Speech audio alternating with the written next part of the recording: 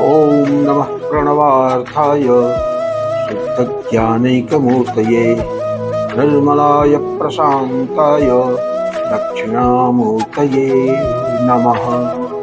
चिद्घनायमशेषाय वटमूलनिवासिने सच्चिदानन्दरूपाय दक्षिणामूर्तये नमः। ईश्वरो गुरुरात्मेति मूर्तिभेदविभागिने व्योमवत् व्याप्तदेहाय दक्षिणामूर्तये नमः। ओम श्री विष्णुवे नमः। ओम श्री विष्णुवे नमः। ओम श्री विष्णुवे नमः। विघ्नेश्वराय वरदाय सुरप्रियाय लंबोदराय सकलाय जगद्धिताय नागाननाय श्रुतियज्ञ विभूषिताय गौरीसुताय गणनाथ नमो नमस्ते। विघ्नार्तिनाशनपराय गणेश्वराय सर्वेश्वराय सुखदाय सुरप्रियाय विद्याददाय विकटाय च वामनाय भक्तप्रसन्नवरदाय नमो नमस्ते। ओम शांति शांति शांति। सो फ्रेंड्स, आज हमारे एक जिज्ञासु ने विचार के लिए जो बिंदु उपस्थित किया है वो बिंदु है कि श्री विद्या साधनांतर्गत गुरु का क्या महत्व है और गुरु की क्या भूमिका है। फ्रेंड्स, एक चीज शुरू में ही स्पष्ट कर लेना बहुत आवश्यक है कि श्री विद्या साधनांतर्गत गुरु की महिमा सर्वोच्च है। गुरु की कृपा के बिना इस मार्ग में प्रगति संभव नहीं है। और इस दृष्टि से विचार किया जाए तो गुरु की भूमिका सर्वोपरि है। अब आपने इसको सामान्य प्रश्न न करके श्री विद्या से जोड़ दिया है कि श्री विद्या साधनांतर्गत गुरु का महत्व। तो श्री विद्या साधना के अंतर्गत गुरु के महत्व की भूमिका तो अथर्ववेद के भावनोपनिषद की प्रथम पंक्ति से ही बड़ा स्पष्ट हो जाता है, जहां पर कहा गया है कि श्री गुरु सर्व कारणभूता शक्ति तेन नवरंध्र रूपो देह नवचक्र रूपम श्री चक्रम। तो सर्व कारणभूता शक्ति के रूप में गुरु की मान्यता है हमारे श्री विद्या संप्रदाय में। माने जितने भी कार्य व्यापार हैं जगत में, उस सब की जो कारणभूत शक्ति है वो श्री गुरु है।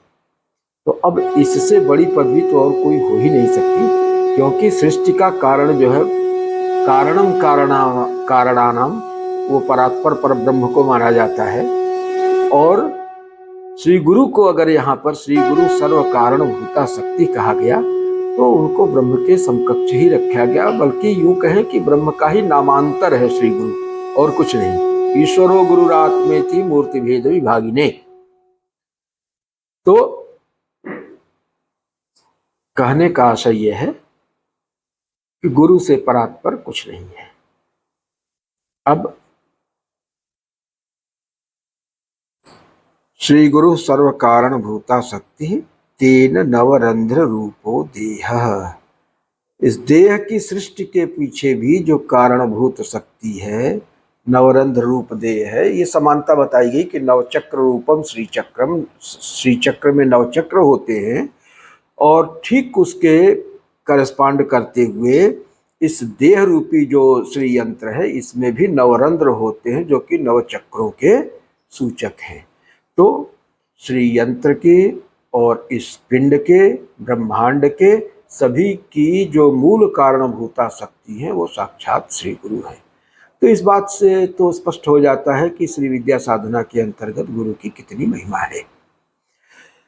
अब देखिए होता क्या है कि दर्शन की भाषा में अगर बात करें तो रियलिटी इज वन और there are different ways to approach. तो उसमें क्या होता है कि अगर हम एपिस्टेमोलॉजिकल स्टैंड पॉइंट से अप्रोच करते हैं सेम रियलिटी को, तो हमें किसके दर्शन होंगे, साक्षात्कार होंगे? वो श्री गुरु तत्व के साक्षात्कार होंगे। और ऑन्टोलॉजिकल स्टैंड पॉइंट से अगर उसी सत्ता को, उसी रियलिटी को हम अप्रोच करेंगे, तो हमें जो साक्षात्कार होगा वो परम तत्व का साक्षात्कार होगा। तो परम तत्व और परम गुरु दोनों एक ही हैं। जैसे कंपनियां जो मैन्युफैक्चर करती हैं सामान वगैरह, इंस्ट्रूमेंट मैन्युफैक्चर करती हैं, तो अपने मैन्युफैक्चर्ड आर्टिकल के साथ जो भी गैजेट मैन्युफैक्चर करती हैं, खासतौर से हाईटेक गैजेट्स जो होते हैं, तो उसके साथ उसका मैनुअल भी आता है जिसमें स्टैंडर्ड ऑपरेटिंग प्रोसीजर दिया गया रहता है कि किस तरीके से इसको ऑपरेट करना है, इसके क्या यूसेज होंगे। तो उसी तरह से परमात्मा भी जब सृष्टि का निर्माण करता है, तो निर्माण करते समय वो निर्माता की भूमिका में होता है, जो कि ऑन्टोलॉजिकल कैटेगरी है। लेकिन अगर उसके साथ उसका मैनुअल नहीं आएगा तो लोग उसको हैंडल नहीं कर पाएंगे, उसको प्रॉपरली ऑपरेट नहीं कर पाएंगे, लिहाजा वो अपने उद्देश्य को पूरा नहीं कर सकता है। तो इसलिए जो है वो ज्ञान रूप में, गुरु के रूप में इस संसार यात्रा से नेविगेट करने का पूरा डिटेल्ड मैनुअल भी देते हैं। इसके पूरी फैब्रिक के बारे में जानकारी देते हैं, इसके कॉन्स्टिट्यूएंट्स के बारे में जानकारी देते हैं, इसके आर्किटेक्चर के बारे में जानकारी देते हैं कि ये ग्रैंड डिजाइन किस तरह से तैयार हुई है ताकि इसको प्रॉपरली ऑपरेट कर सके। तो ये स्थिति है गुरु की और परम तत्व की, ईश्वर की। अब गुरु जो है, ईश्वर तो बना दिया, लेकिन बना देना उसके बस में है, उसको चैत्य करना, चेतनता प्रदान करना, उसमें मन और प्राण का आधान करना, ये गुरु का कार्य है। क्योंकि ज्ञान रूप से गुरु जो है, जो चित्त तत्व है, परम चित्त है, परम चैतन्य है, वो तो अक्रिय है, अविकारी है ना। आत्मनो विक्रिया नास्ति, बुद्धेर बोधो न जात्विति।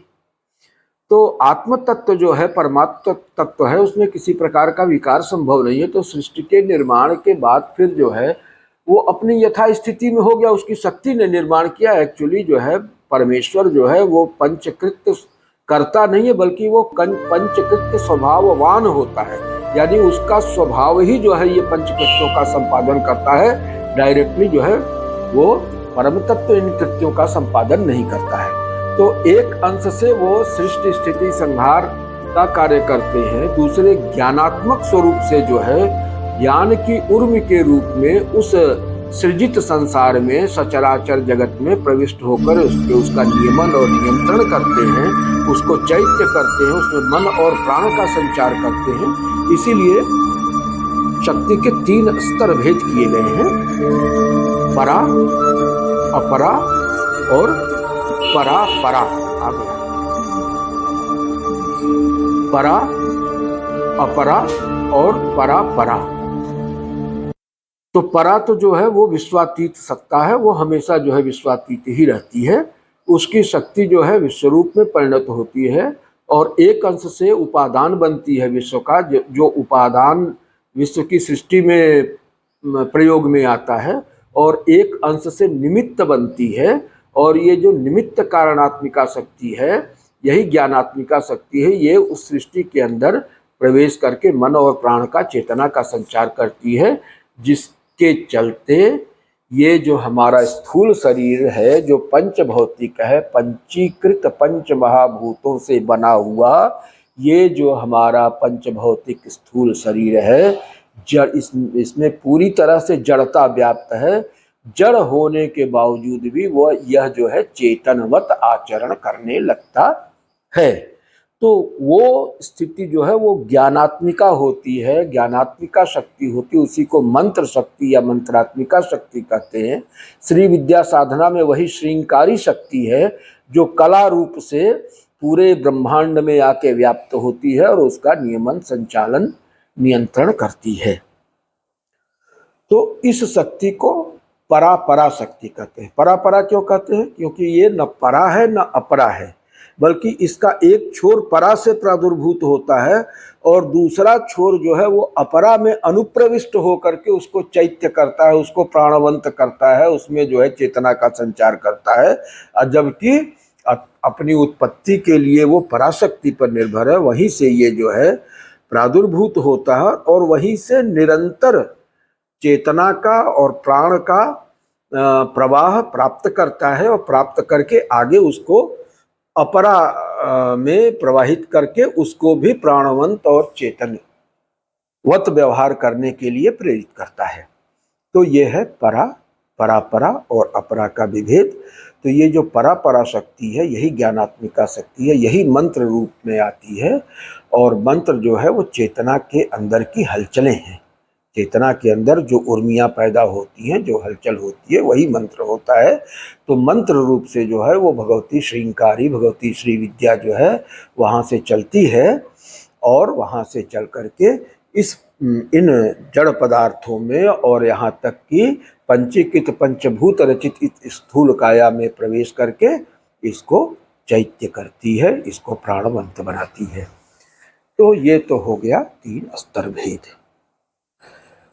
अब एक बात इस क्रम में और भी जान लेने की है कि प्रलय काल में सारे जीव प्रकृति की गोद में गहन सुसुप्ति की अवस्था में पड़े रहते हैं और ये जीव जो है मुक्त नहीं हुए होते हैं। मुक्त हो जाते तो फिर प्रकृति के क्रोड़ में नहीं रहते, प्रकृति को पार कर जाते, क्योंकि प्रकृति या माया वो अनादि तो है, अनिर्वचनीय तो है, लेकिन शांत है, माने इसका अंत होता है। ज्ञान की प्राप्ति के बाद उस ज्ञान प्राप्त आत्मा के लिए यह जो है वो समाप्त हो जाती है, इसका अस्तित्व नहीं रहता है।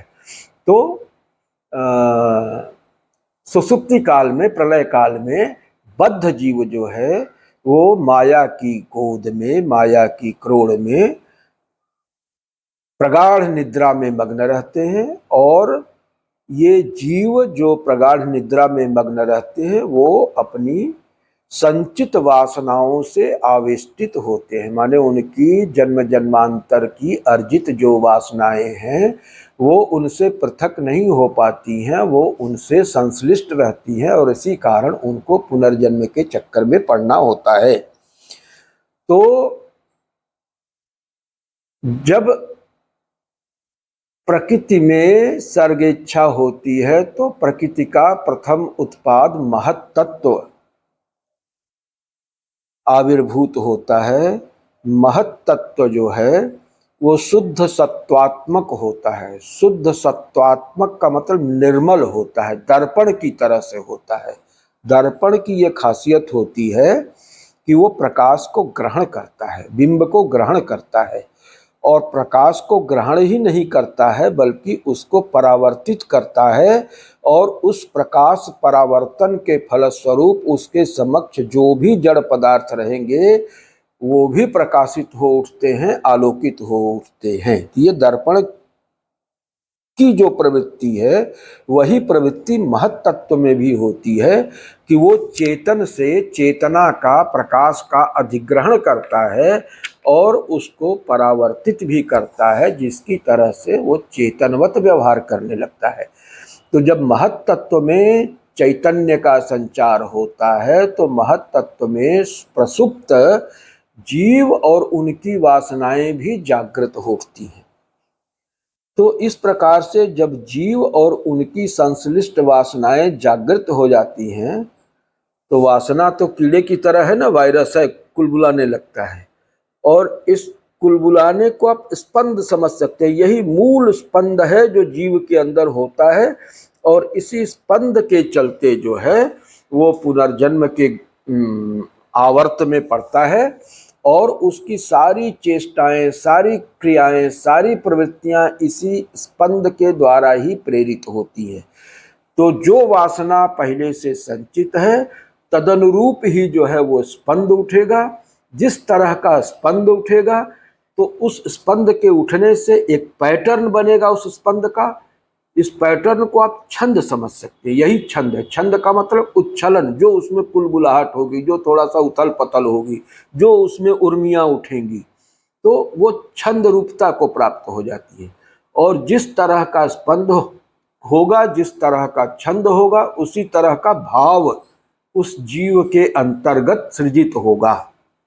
और जिस तरह का भाव सृजित होगा, फिर वो उसी तरह की क्रिया करेगा, उसी तरह की चेष्टा करेगा, और फिर क्रिया के फलस्वरूप जो फल पैदा होगा, जो परिणाम होगा, उस परिणाम के संस्कार फिर संचित होंगे, फिर उनके भोग के लिए जन्म लेगा। ये क्रम निरंतर चलता रहता है।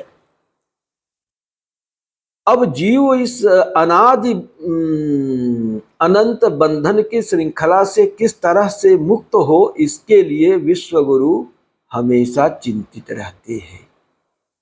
यहीं पर उनकी भूमिका शुरू होती है। जो आपके प्रश्न का दूसरा भाग है कि गुरु की भूमिका क्या होती है, तो विश्व गुरु हमेशा करुणार्त रहते हैं जीवों को इस बंधन से मुक्त करने के लिए, और उचित समय देख करके वो इंटरफियर करते हैं।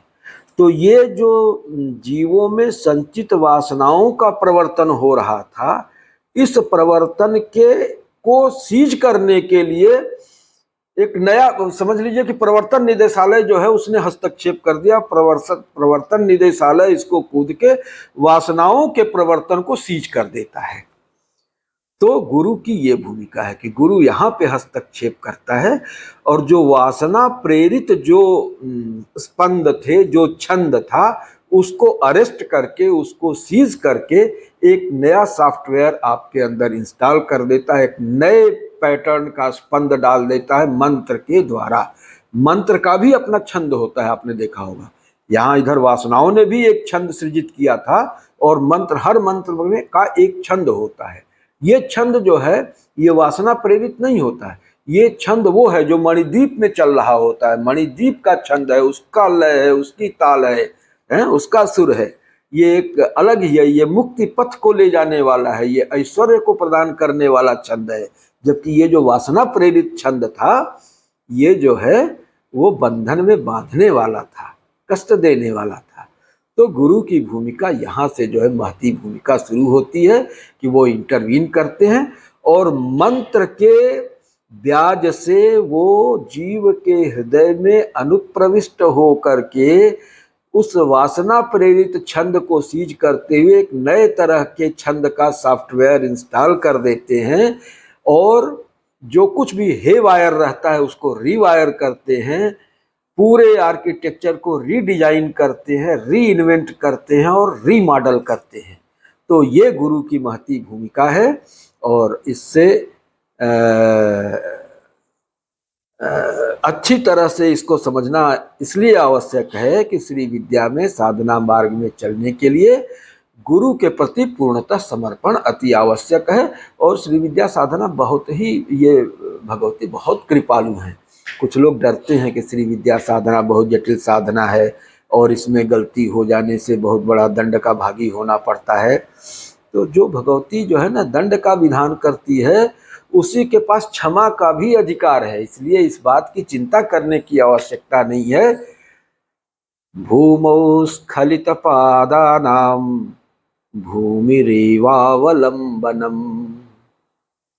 भूमौ स्खलित पादानां भूमिरेवावलंबनम, त्वयि जातापराधानां त्वमेव शरणं शिवे। तो बताया कि जिस तरह से अगर आदमी फिसल करके जमीन पर गिर जाता है, तो उठने के लिए सहारा कौन देता है? उठने के लिए वो भूमि ही सहारा देती है, और किसी की आवश्यकता नहीं है। वो भूमि अगर सहारा खींच लेगी तो कहाँ से आदमी उठ पाएगा? तो वो भूमि ही सहारा देती है। तो इसलिए ये साधक प्रार्थना करता है कि त्वयि जाता अपराधानाम, तुम्हारे प्रति जो कुछ भी अपराध बन पड़ा है, बन गया है, तो त्वमेव शरणं शिवे, तुम ही उसको क्षमा करने में समर्थ हो। तुम ही हमें अपनी शरण में सुरक्षित रखने के लिए भी अधिकृत हो। तो इसलिए कोई भय नहीं है। भय किस बात का है? हम भगवती के राजकुमार है ना, तो इसमें भय करने की कोई बात नहीं है। गुरु और भगवती दोनों एक ही है, और गुरु और भगवती की शरणागति ही जो है वो इस मार्ग में सफलता का वो है। बाकी हम लोग क्या साधना कर सकते हैं? साधना कोई क्या करेगा? साधना करना किसी के बस का है नहीं। अभिनव गुप्त जैसे वर्सटाइल जीनियस ने कहा, तव च का किल न स्तुतिरंबिके सकल शक्तमयी किल ते तनु निखिल मूर्ति सुमे भवगम्ययो मनसि जासु वहि प्रसरासु च इति विचिन्त्य शिवे शमिता शिवे जगत जातमयत्नवसादिदम् स्तुति जपार्चन चिंतन वर्जिता न खलु काचन काल कलास्ति में। तो फ्रेंड्स, वीडियो लंबा हो जाएगा, इसलिए इसकी व्याख्या संभव नहीं है। कभी फिर अगर मौका मिलेगा, बड़ा ही भावपूर्ण श्लोक है, बड़ी भावपूर्ण स्थिति है, इस पर कभी चर्चा किया जाएगा। आज यहीं पर विराम देते हैं, और अगर आपको यह वीडियो अच्छा लगा तो चैनल को सब्सक्राइब करें, लाइक करें, कमेंट करें, और अधिकाधिक लोगों में शेयर करके इस आनंद को वितरित करने का श्रेय अवश्य लें। यह ज्ञान यज्ञ है, राष्ट्र निर्माण का यज्ञ है। हमारा राष्ट्र जो है वो धर्म प्रधान अध्यात्म प्राण जो है राष्ट्र है, यही इसकी वास्तविक संपदा है। अगर हम अपनी आध्यात्मिक उन्नति करते हैं तो राष्ट्र की भौतिक उन्नति, स्वास्थ्य संबंधी उन्नति और अन्यान्य उन्नति अपने आप हो जाएगी। इसलिए हमारा सबसे बड़ा दायित्व है कि ये जो सनातन शक्ति है इसको हम लोग सुदृढ़ करें, इसको पहचानें, इसको रिवाइव करें, और इसके बल से अनेन प्रसयिष्वध्व ये सबोष्टि स्पष्ट कामधुक्। इन्हीं शब्दों के साथ सर्वे भवन्तु सुखिनः, सर्वे सन्तु निरामयाः, सर्वे भद्राणि पश्यन्तु, मा कश्चित् दुःखभाग् भवेत्। ओम शांति शांति शांति।